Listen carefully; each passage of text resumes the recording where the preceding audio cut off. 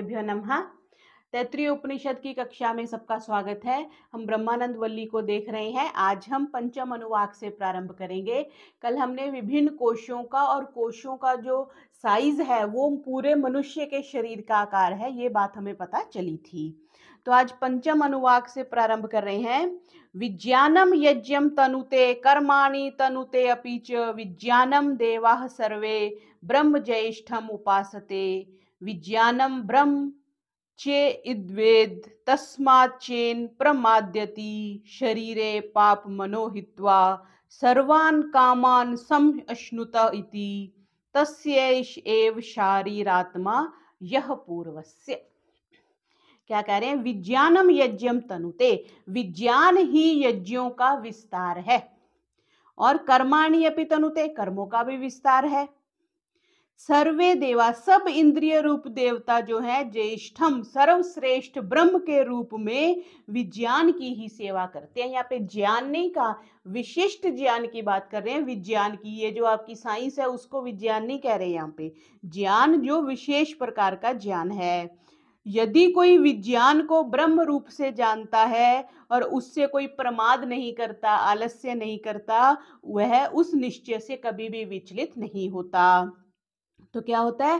पाप समुदाय को शरीर में ही छोड़कर वो क्या करता है? समस्त भोगों का अनुभव करता है, और उस विज्ञान में जो परमात्मा है उसके साथ शरीर अंतर्वर्ती आत्मा है जो पहले वाले का है, जो पहले आत्मा है, फिर वो ब्रह्म से कनेक्ट हो जाता है। यहाँ पर ये बता रहे हैं कि जो जीव आत्मा ही संपूर्ण कर्मों का प्रेरणा देने वाली है।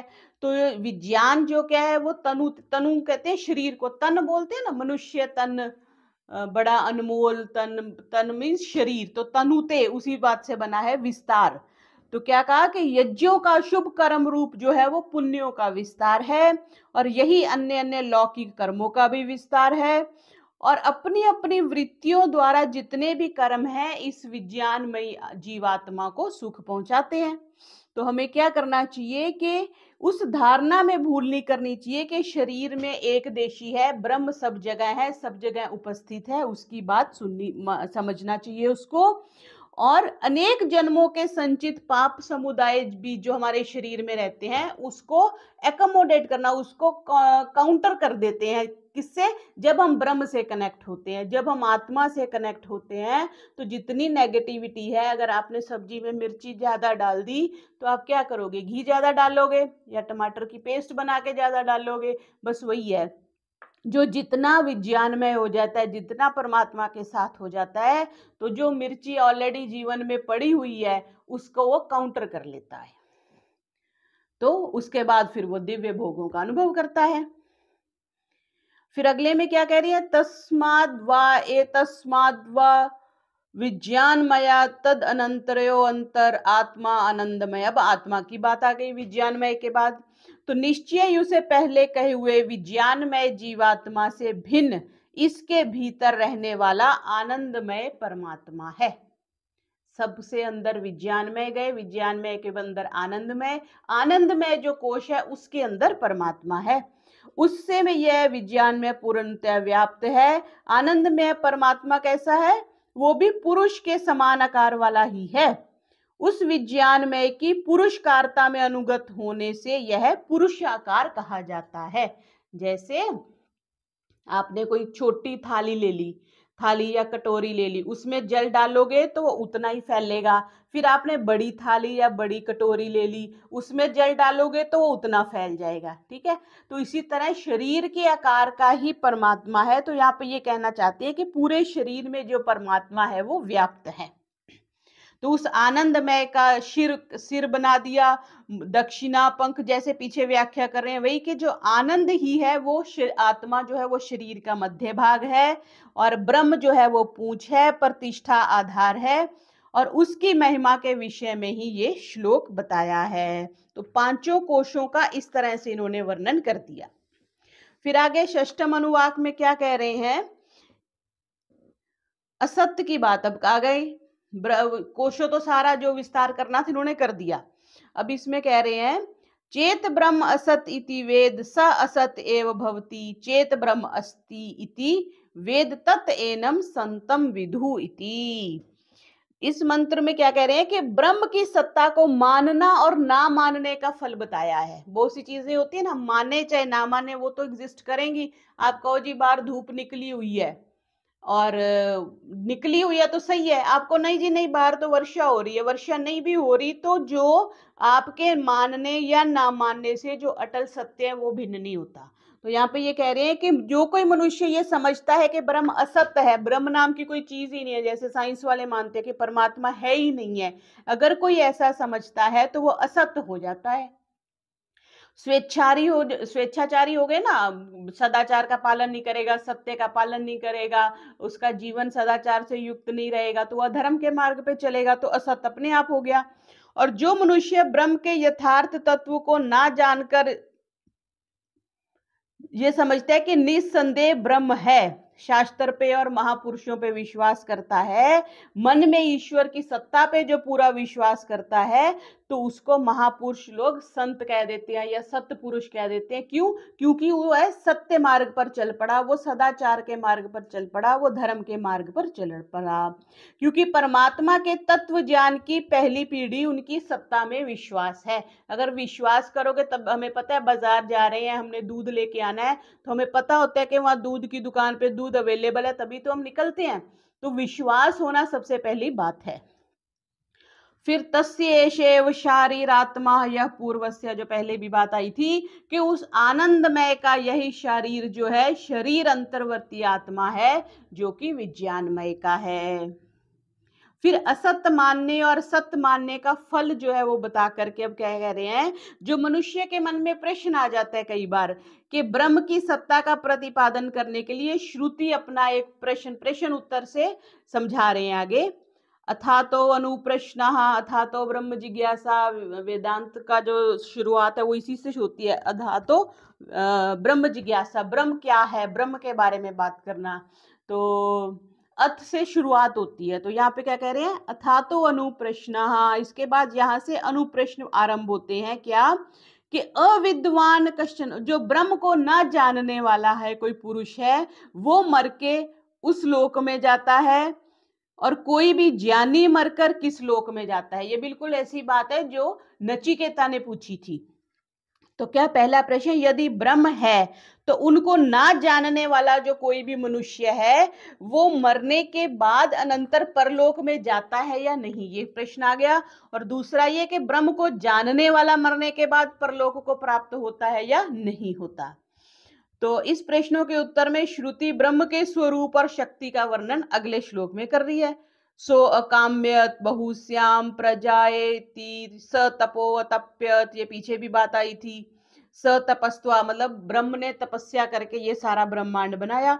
उस परमेश्वर ने विचार किया कि मैं प्रकट हूं, अनेक रूपों से मेरा विस्तार हो, बहुश्याम बहुत ज्यादा हो जाऊं। तो फिर उसने क्या किया, तप किया, अपने संकल्प का विस्तार किया। संकल्प का विस्तार करके जो कुछ भी देखने समझने में आता है ये पूरे जगत में, उस पूरी की परमात्मा ने ब्रह्म ने रचना करी। तत्सृष्टा, उस जगत की रचना करने के अनंतर उसी में अनुप्रविष्ट हो गया। इस बात को हम बहुत बार देख चुके हैं कि ब्रह्म उससे अलग नहीं है, ब्रह्म उसके बीच में भी है। तत् अनुप्रविष्य, उसमें प्रवेश होने के बाद सत मूर्त और अमूर्त भी वो हो गया। निरुक्तम च अनिरुक्तम, बताने में आने वाले और ना बताए जाने वाले, दोनों स्वरूपों में हो गया। फिर निलयनम और अनिलयनम, आश्रय देने वाला और आश्रय ना देने वाला। विज्ञानम हो गया, और विज्ञानम जो सत्य चीज हो गई, चेतना युक्त होगी। अविज्ञानम जो जड़, मीन्स वो हर एक चीज में वो प्रविष्ट हो गया, एंटर हो गया, और इन विभिन्न रूपों में वो उपस्थित हो गया, ऐसा समझ सकते हैं। सत्य भी हो गया, अनृतम झूठ भी हो गया। सत्य स्वरूप परमात्मा ही अभवत वो हो गया। जो कुछ भी यह दिखाई देता है, अनुभव में आता है, वह सत्य ही है। इस प्रकार तो ज्ञानी जन जानते हैं, जो ज्ञान वाले हैं वो समझते हैं। उस विषय में ये श्लोक है। फिर आगे कह रहे हैं कि सप्तम में क्या कहा, असद्वा इदमग्र आसीत प्रकट होने से पहले ये जो जड़ चेतनात्मक हम जगत देखते हैं, पहाड़ देखते हैं, धरती देखते हैं, सब कुछ जो देखते हैं, यह असत था, पहले नहीं था। जैसे खाली प्लॉट पहले होता है, फिर कोई आता है और उस पे मकान बना लेता है, तो वही बात, पहले असत में था और सत्य जो प्रत्यक्ष जगत देखते हैं वो उत्पन्न हुआ है, उसको बनाया गया है, उसको बड़े प्लानिंग से बनाया गया है। आत्मानम, उसने स्वयं को इस रूप में प्रकट किया है, इसलिए तत्व सुकृत कहा जाता है। एक कृत होता है करना, किया हुआ, जैसे घड़ा सुकृत है, किसी ने आपका सूट सिल के दे दिया, वो सुकृत है, वो कृत है, ठीक है। सुकृत मीन्स अच्छी प्रकार से। तो परमात्मा ने जो ये जगत बनाया उसको कह रहे हैं कि ये उसका सुकृत है। फिर आगे का यद वै तत्सुकृतम रसो वै सह, ये बहुत प्रसिद्ध बात है, वो रस युक्त है। आपको सूखा सूखा कोई गुलाब जामुन दे दे, आप क्या कहते हो, थोड़ी सी चाशनी डाल दो इसमें। जलेबी आपको सूखी सूखी दे दे तो अच्छी नहीं लगती, गरम गरम जो चाशनी में डुबो के निकाली हुई वो अच्छी लगती है। तो रस क्या जीवन में बड़ा महत्व है। भोजन किया तो उसमें आपको कुछ रस चाहिए, सब्जी में भी कुछ पानी चाहिए, उसके बाद या आप पानी पीते हैं या कोई सूप पीते हैं तो लिक्विडिटी, रस जो है, षड्रस में से भी एक नाम जो है षड्रस बताए गए ना, कटु, त्यक्त, मीठा, कड़वा, जो हम चरपरा, ये जो 6 रस बताए गए आयुर्वेद में। तो रसों का अपना महत्व है और परमात्मा के रस, जैसे कोई बहुत रस को हम आनंद शब्द से भी देख सकते हैं। कुछ हमने पढ़ लिया, कुछ हमने देख लिया तो हम कहते हैं आनंद आ गया, रस आ गया, वो चीज है। रसो वही सह, वो परमात्मा जो है वो रस है, रस युक्त है। क्यों? क्योंकि अयम रसम, जो इस रस को लब्धवा प्राप्त करके आनंदी भवती, वो आनंद युक्त हो जाता है। और यह आकाश की भांति व्यापक है, आनंद है। न स्यात, अगर ये ना होता तो कौन जीवित रह सकता था। अगर परमात्मा ना होता, ये आकाश ना होता, ये वायु नहीं होती, तो कौन जीवित रह सकता था। प्राण्यात, प्राणों की चेष्टा कैसे होती। निस्संदेह यह परमात्मा ही सबको आनंद देने वाला है।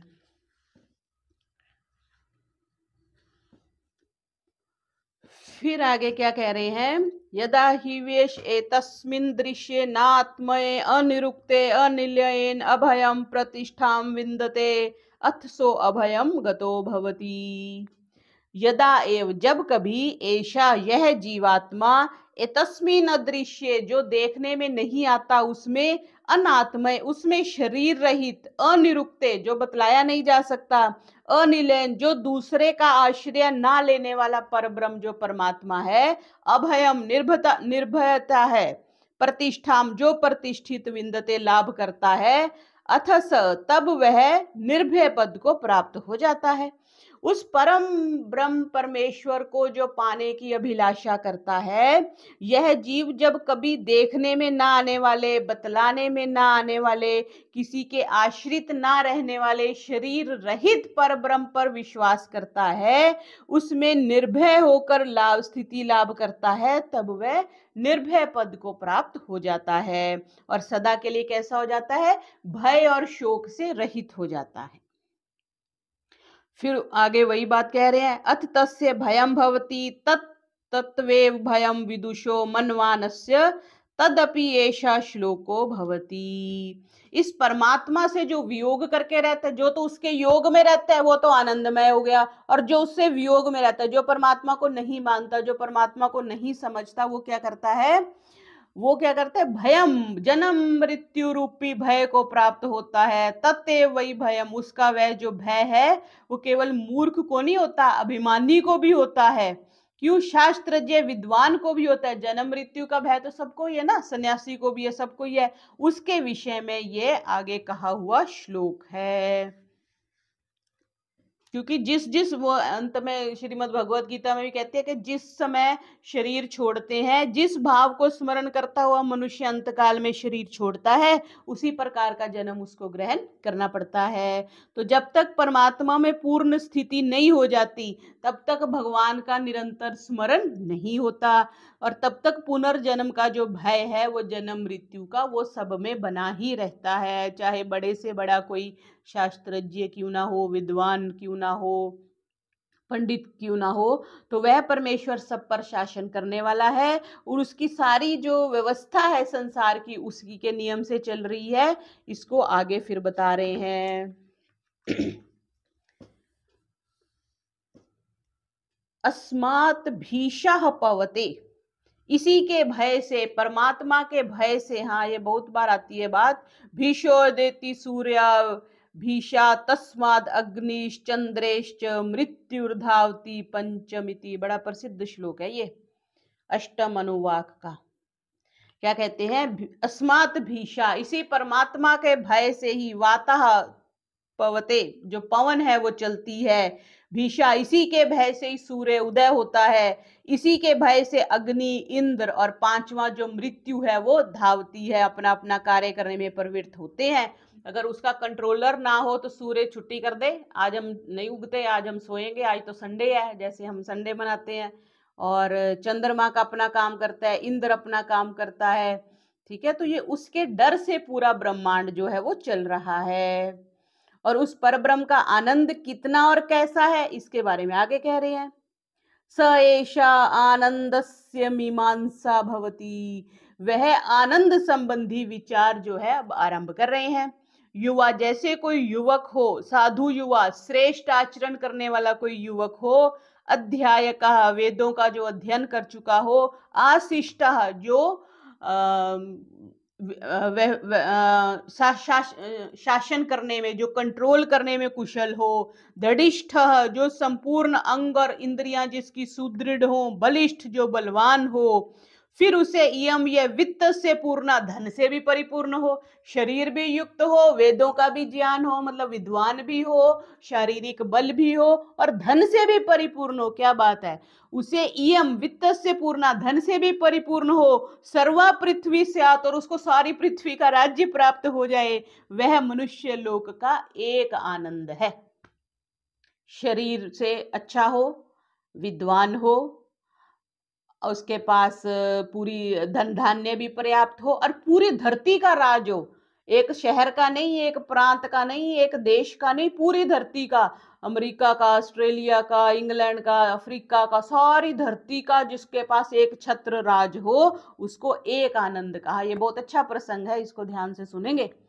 फिर आगे कहा, ते ये शतम मानुषा आनंदा स एको मनुष्य गंधर्वान, गंधर्वानाम आनंदः क्षोत्रियस्य च महतस्य, और जो मनुष्य लोक संबंधी 100 आनंद है। अभी एक आनंद बताया, क्या? शारीरिक बल, धन होना, विज्ञान होना और पूरी धरती का राज्य होना। इसको मल्टीप्लाई करते जाएंगे, जैसे हमने वर्ष करते हैं, या हमने उसका सृष्टि की आयु जो हमने श्रीमद् भगवद गीता में कैलकुलेट करी थी, वही बता रहे हैं। तो ये जो मनुष्य लोक संबंधी 100 आनंद है, एक आनंद, अब उसका 100 गुना और आनंद कर दो, वह मनुष्य गंधर्वा नाम, वह मानव गंधर्वों का एक आनंद है। और अकामहतस्य, जिसका अंतःकरण भोगों की कामनाओं से दूषित नहीं हुआ, ऐसे क्षोत्रिय से, वेद वेत्ता पुरुष को स्वभाव से ही प्राप्त है। जो मनुष्य योनि में उत्तम कर करके, गंधर्व है एक उच्च श्रेणी के मनुष्य, हम ऐसा समझ सकते हैं, जैसे गंधर्व, देवता, यक्ष, ऐसा बोलते हैं ना, यक्ष गंधर्व, वही गंधर्व भाव को जो प्राप्त हुए उन्हें मनुष्य गंधर्व कहते हैं। या उनके आनंद को मनुष्यों के आनंद से 100 गुना बताया गया है। तो जिस मनुष्य संबंधी आनंद का पहले वर्णन किया है, वैसे 100 आनंदों को एकत्रित करने पर आनंद की जो एक राशि होती है, उतना मनुष्य गंधर्वों का एक आनंद है। यानी हमारे 100 आनंद को आप ए कह लीजिए, हमारा एक ए जो है वो उनके नहीं, हमारे जो 100 ए हैं उनका एक ए है। ठीक है जी, तो मनुष्य गंधर्वों का वो एक आनंद है। तो जो पहले बताए मनुष्य के जो इतने सारे भोग बताए, गंधर्व लोग के भोगों तक की कामना से दूषित नहीं है, इन सब से जो विरक्त है, उस क्षोत्रिय वेदज्ञ पुरुष को यह आनंद स्वभाव से प्राप्त होता है। किसका बता दिया? कि जिसको भोगों की कामना नहीं है और जो वेद को जानता है, जो ब्रह्म को जानता है, उसे वो आनंद प्राप्त होता है। कौन सा? जो गंधर्वों को प्राप्त हो रहा है। गंधर्वों को कौन सा प्राप्त हो रहा है? जो मनुष्यों को प्राप्त हो रहा था उसका 100 गुना। ते ये शतं मनुष्य गंधर्वानामानन्दः स एको देव गंधर्वानामानन्दः क्षोत्रियस्य च अकामः तस्य। अब ये जो मनुष्य गंधर्वों के 100 आनंद हैं, वह देव जातीय गंधर्वों का एक आनंद है। पहले मनुष्य गंधर्व थे, अब देव जातीय गंधर्व आ गए। और वह जो कामनाओं से अदूषित चित्त है, क्षोत्रिय है, जो वेदज्ञ को स्वभावतः प्राप्त है। अब मनुष्य गंधर्वों की अपेक्षा देव गंधर्वों को 100 गुना ज्यादा बताया, मतलब थर्ड स्टेज हो गई। तो जिस मनुष्य गंधर्व को बताया, वैसे 100 आनंदों को एकत्रित करने पर जो आनंद की राशि है, वो सृष्टि के आरंभ से ही देव जातीय गंधर्व में उत्पन्न हुए जीवों का एक आनंद है। मनुष्य इस आनंद की कामना से आहत नहीं हुआ, अर्थात जिसको इसकी आवश्यकता नहीं है, जो वेद के उपदेश को समझ चुका है, हृदयंगम कर चुका है, ऐसे विद्वान को वह जो आनंद है वो स्वभावतः प्राप्त है। फिर इसके एक स्टेप आगे गए, ते ये शतं देव गंधर्वानामानन्दः स एकः पितॄणां चिरलोक लोकानामानन्दः क्षोत्रियस्य च अकामः तस्य। वे जो देव जातीय गंधर्वों के अब 100 आनंद हैं, वह चिरलोक लोक का नाम, चिर स्थायी जो पितृलोक को प्राप्त हुए पितर हैं हमारे, एक आनंद वो उनका एक आनंद है। और अकामहतस्य जो भोगों के प्रति निष्काम है, वो वेदज्ञ पुरुष को स्वतः प्राप्त है। तो यहाँ पे वेद को जानना, वेद को जिससे जान लिया, ब्रह्म को जान लिया, उसका महत्व बता रही है कि कितना बड़ा आनंद है, उसको स्वभावता ही प्राप्त है। फिर आगे इसका भी एक स्टेप आगे चले गए, ते ये शतं पितॄणां चिरलोक लोकानाम आनन्दः स एका आजानजानां देवानाम आनन्दः क्षोत्रियस्य च अकामः तस्य। ये जो चिरस्थायी पितृलोक को प्राप्त हुए पितरों के 100 आनंद हैं, वह अजानज नाम देवता कोई होते हैं, उनको एक आनंद है। और उस लोक के भोगों में कामना रहित जो क्षोत्रिय वेदज्ञ है, उसको ये स्वभावता प्राप्त है। जानज नाम देवों के आनंद को 100 गुना बताया है, किससे? पितरों से। तो देवलोक के एक विशेष स्थान का नाम कुछ मानते हैं कि आजान है। जो लोग स्मृतियों में प्रतिपादित किन्हीं पुण्य कर्मों के कारण जो वहां पर हुए हैं, उत्पन्न हुए हैं, उनको आजानज कहते हैं। और उस लोक तक के भोगों की कामना से जो आहत नहीं है, मतलब ये भोग जो है इनसे आहत नहीं होना, ये बताना मांग रहे हैं। इतने बड़े आनंद के पीछे भी भागना नहीं है। उस आनंद को भी जो तुच्छ समझकर उससे विरक्त हो गया है, उस वेद के रहस्य को जो समझने वाला विरक्त पुरुष के लिए तो वह आनंद भी स्वभाव सिद्ध है। फिर क्या कहा, जो आजानज नामक देवों के 100 आनंद हैं, वह कर्म देव नामक देवताओं का जो एक आनंद है, जो वेदोक्त कर्मों से देवों को जो प्राप्त हुए हैं और उस लोक तक के भोगों में जो कामना रहित है, वेदज्ञ है, उसको तो वो स्वतः प्राप्त है। कितना आनंद बता रहे हैं, 100 गुना। ते ये शतम कर्म देवा नाम, अब कर्म देवों पे चले गए। कर्म देव नामक कोई देवता है, उनका जो 100 आनंद है, वह देवताओं का एक आनंद है। देवता पर सीधे नहीं पहुंचे, गंधर्व से और देवताओं के बीच भी देखो कितने स्टेप्स बना दिए। एक आनंद है। और अकामत से जो उस लोक तक के भोगों में जो कामना रहित क्षोत्रिय वेदज्ञ को स्वभावता प्राप्त है, मतलब इतने बड़े भोगों को भी जो छोड़ सकता है, वो ब्रह्म की प्राप्ति कर सकता है। और हम लोग तो छोटे छोटे उसमें, महर्षि बोलते हैं ना कि मैं तुम्हारे राज्य को तो एक दौड़ में पार कर लूंगा, लेकिन परमात्मा के राज्य से कैसे बाहर जाऊंगा। अगर मैं वो एक राज का उनको दे रहे थे ना, लिंगराज का जो उनको राज दे रहे थे, तो वही बात है, इतने बड़े आनंद को जो छोड़ सकता है वही ब्रह्म को पा सकता है। फिर कहा, क्या कहा, ते ये शतम देवानाम आनंद, फिर एक स्टेप और आगे चले गए, देवताओं के जो 100 आनंद है वह इंद्र का एक आनंद है। तभी इंद्र के पीछे बड़े भागते हैं ना, इंद्र को मार दिया, इंद्र की पत्नी को ले गए, इंद्र का राज मिलना चाहिए, तो वह इंद्र का एक आनंद है। और उस तक के भोगों में जो कामना रहित है, जिसकी इच्छा नहीं है, वो वेद वेत्ता को स्वतः प्राप्त है। जो वेद को जानता है, जो ब्रह्म को जानता है, निष्काम पुरुष है, उसको वो आनंद स्वतः प्राप्त हो जाता है। तो ये फिजिकल जो भोग है, फिजिकल जो एसेट्स हैं, उनकी डिवैल्यूएशन हम समझ सकते हैं कि उनको डिग्रेड करके बता रहे हैं कि ये कुछ भी नहीं है। जो हम छोटा मोटा राज ले लेते हैं, छोटे मोटे सुख ले लेते हैं, परमात्मा के सुख के आगे इनकी कोई औकात नहीं है। ते ये शतम इंद्रस्य आनंदः स एको बृहस्पतिरानंदः क्षोत्रियस्य च अकामः तस्य। और जो इंद्र के 100 आनंद हैं वह बृहस्पति का एक आनंद है, और बृहस्पति के भोगों में जो निष्प्रिय है, क्षोत्रियस्य को स्वतः प्राप्त है। और फिर बृहस्पति के जो 100 आनंद है वो प्रजापति का एक आनंद है, और जो वेद वेता पुरुष को स्वतः प्राप्त है। और जो प्रजापति के 100 आनंद है वो ब्रह्म का एक आनंद है। ब्रह्मानंद वल्ली हम पढ़ रहे हैं ना, तो वो ब्रह्म का एक आनंद है। और वो किसको प्राप्त होता है? जो वेदज्ञ को स्वभावतः प्राप्त है। तो जो मनुष्य उस ब्रह्म के पद से भूख सुख भोग की कामना से आहत नहीं है, उसे भी अनित्य और तुच्छ समझकर जो छोड़ सकता है, उसको ही एकमात्र पर ब्रह्म स्वरूप ब्रह्म का प्राप्त करने की उत्कट अभिलाषा है। उस वेद के रहस्य को समझने वाले विरक्त पुरुष को वह आनंद स्वतः प्राप्त है। तो क्या बताया यहां तक कि एक से दूसरे आनंद की अधिकता का वर्णन करते करते सबसे बढ़कर किसके को बताया? हिरण्यगर्भा के आनंद को बताकर यह भाव दिखाया कि इस जगत में जितने प्रकार के भी आनंद देखने, सुनने, समझने में आते हैं, चाहे वे कितने ही बड़े क्यों ना हो, उस पूर्ण आनंद स्वरूप परमात्मा की आनंद की तुलना में कितने तुच्छ हैं। बृहदारण्यक में भी ये बात आई कि समस्त प्राणी इसी परमात्म संबंधी आनंद के किसी एक अंश को लेकर ही जीते हैं। और कितना बड़ा आनंद, 100 गुना करके इसको कैलकुलेट करेंगे जी, ये कितने 100 हो गए, करोड़ हो गए होंगे यहां तक।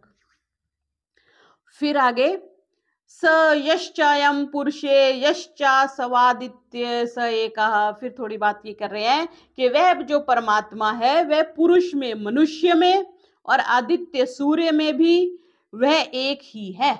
जो हमारे अंदर बैठा है और जो सूर्य में बैठा है और जो चांद में बैठा है, जो हिमालय में बैठा है, वो परमात्मा एक ही है, दो नहीं है। एवं वित्त, जो इस प्रकार जानने वाला है वह इस लोक से प्रत्यय होकर, वह इस लोक से विदा होकर के इस अन्नमय आत्मा को उपसक्रांति प्राप्त हो जाता है। इस प्राणमय आत्मा को उपसक्रांति उसको प्राप्त हो जाता है, मनोमय आत्मा को प्राप्त हो जाता है, विज्ञानमय आत्मा को प्राप्त हो जाता है, आनंदमय आत्मा को प्राप्त होता है। उसके विषय में यह श्लोक है। तो जो समस्त आनंदों के एकमात्र केंद्र पर ब्रह्म जो परमात्मा है वही सबका अंतर्यामी है। जो परमात्मा मनुष्य में है वही सूर्य लोक में है, वह सबके अंतर्यामी एक ही है। जो इस प्रकार जान लेता है वह मरने पर इस मनुष्य शरीर को छोड़कर उससे पहले बताए हुए अन्नमय, प्राणमय, मनोमय, विज्ञानमय और आनंदमय आत्मा को प्राप्त होता है। तात्पर्य, इन पांचों का जो आत्मा है, जिनके स्वरूप है, उन पर ब्रह्म परमात्मा को प्राप्त हो जाता है। फलस्वरूप उन्हीं की प्राप्ति होती है, वे ही ब्रह्म है।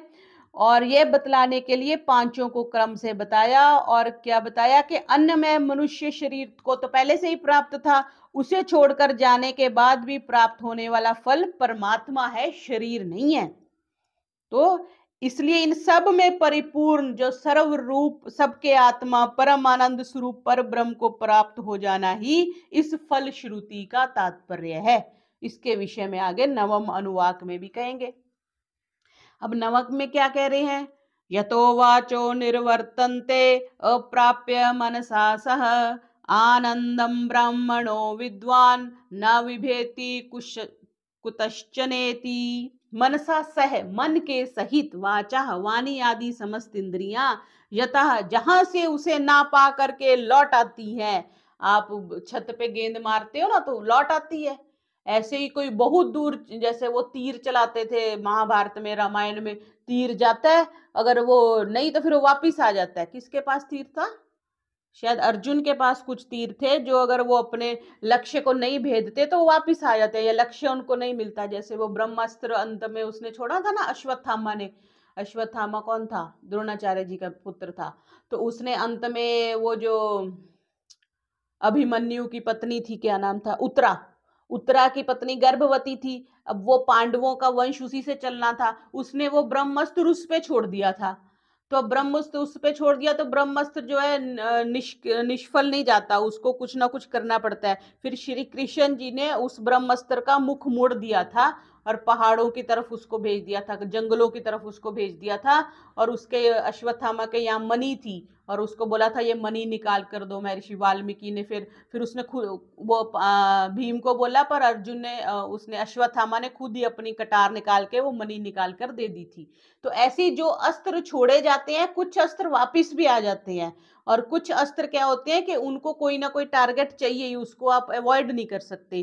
तो यहाँ पे क्या कह रहे हैं, वाणी चली गई आपकी लेकिन लौट कर आ गई। क्यों? क्योंकि वो उसको बता नहीं पाई परमात्मा को। उस ब्रह्म के आनंद को जानने वाला किसी से भी फिर भय नहीं करता, डरता नहीं है। एतम अहम वावन तप्ति किम अहम साधु न अकर्वम। और यह प्रसिद्ध है कि उस महापुरुष को कोई भी चिंता नहीं होती, मैंने क्यों श्रेष्ठ कर्म नहीं किया, क्यों मैंने पापाचरण किया। जो इस पुण्य कर्मों को इस प्रकार जानने वाला है, वह आत्मा की रक्षा करता है कि अवश्य ही इन पुण्य और पाप दोनों ही कर्मों को इस प्रकार जो जानता है, वह यह पुरुष आत्मा की रक्षा करता है। इस प्रकार ये उपनिषद की ब्रह्मानंद वल्ली संपूर्ण हुई। तो ज्ञानी यहाँ पे ये बता रहे हैं कि जो ज्ञानी महापुरुष है उसको कोई शोक नहीं होता, उसको कोई चिंता नहीं होती। क्यों? क्योंकि हमारे करने से कुछ होना नहीं है, और जो परमात्मा ने करना है उसको हम टाल नहीं सकते, तो फिर चिंता काहे की। तो परमात्मा के बताए हुए विद्वान जो उसको जानता है वो कभी शोक नहीं करता। क्यों? क्योंकि मैंने श्रेष्ठ कर्मों का आचरण नहीं किया या मैंने पाप कर्म किया है, उसके मन में पुण्य कर्मों के फल स्वरूप उत्तम लोकों की प्राप्ति का भी लोभ नहीं होता। अब जो किया वो तो भोगना ही पड़ेगा ना। और उस पाप जनक जो नरक आदि का उसको भय नहीं होता, लोभ और भय जनित संताप से वह ऊपर उठ जाता है। और इस ज्ञानी महापुरुष आसक्ति पूर्वक किए हुए पुण्य और पाप दोनों प्रकार के कर्मों को जन्म मरण रूपी ताप का हेतु समझकर उसके प्रति राग द्वेष से भिन्न हो जाता है। जैसे कुछ भी जो दुख मिल रहा है वो हमें अपने कर्मों के कारण मिल रहा है, तो उसके प्रति दुखी नहीं होना चाहिए। परमात्मा के चिंतन में संलग्न रहकर आत्मा की रक्षा करनी चाहिए। और 2 बार जो अंत में इन्होंने कहा ना, यह एवं वेद इति उपनिषद, ये ब्रह्मानंद वल्ली का आज हमारी संपूर्ण हुई। कल हम भृगुवल्ली प्रारंभ करेंगे। ओम का उच्चारण। ओ